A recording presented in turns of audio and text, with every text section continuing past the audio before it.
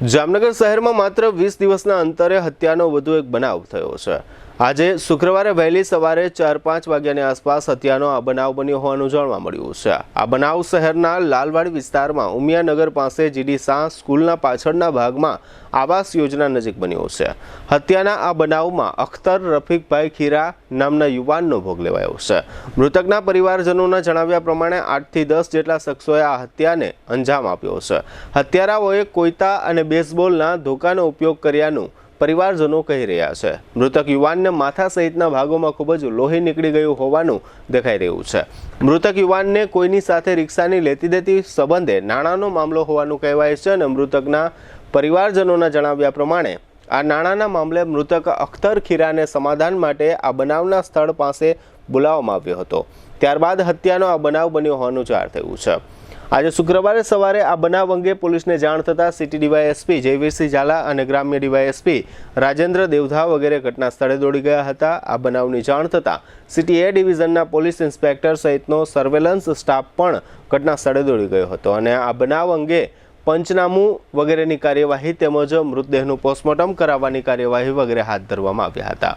જીજી hospital ખાતે આ યુવાનના મૃતદેહને પોસ્ટમોર્ટમ માટે લાવવામાં આવ્યો ત્યારે ત્યાં એકત્ર થયેલા પરિવારજનો અને પરિચિતોએ એમ જણાવ્યું હતું કે હત્યાના આ બનાવમાં જે 8-10 શખ્સો સંડોવાયેલા હોવાની વાત છે તે તમામ શખ્સોને ઝડપી લેવામાં નહીં આવે ત્યાં સુધી પરિવારજનો દ્વારા મૃતકનો મૃતદેહ સ્વીકારવામાં નહીં આવે। મૃતકના ભાઈ ઇરફાન ખીરાએ હોસ્પિટલ ખાતે એમ જણાવ્યું હતું કે આબિદ ઉર્ફે મુસાભાઈ હુસેન અને બાપુડી સહિતના શખ્સોએ હત્યાના આ બનાવને અંજામ આપ્યો હતો। આ બનાવને કારણે લાલવાડી વિસ્તારમાં ચકચાર મચી ગઈ હતી।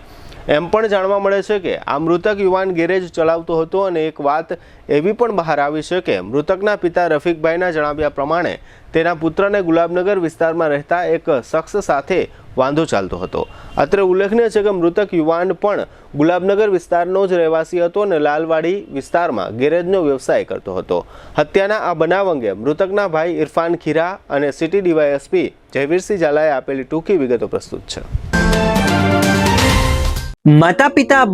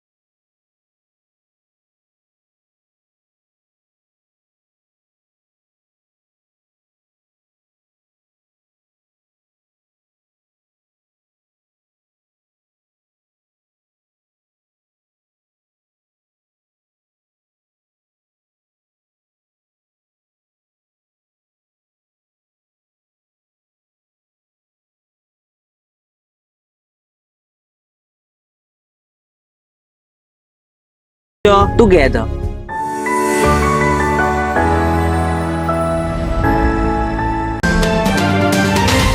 સવારે 4 વાગે અને સમાધાનના બાને આબિદ ઉર્ફે મુસાભાઈ હુસેનભાઈ બાપુડી અને અન્ય આરોપી જે કોઈ પણ મારા ભાઈનું મર્ડર કરેલ છે એ વ્યક્તિને પોલીસ અમને અમારા પરિવારની માંગણી છે કે ન્યાય આપે અને તાત્કાલિક અમારે ન્યાય જોઈ છે। અમારો ભાઈ નિર્દોષ હતો અને નિર્દોષતાથી એને બોલાવી સમાધાનના નામે એમનું મર્ડર કરેલ છે। અમારા અખ્તરભાઈ રફીકભાઈ ખીરાને ન્યાય મળે એવો તાત્કાલિક અમારા પરિવાર સૌની માંગણી છે।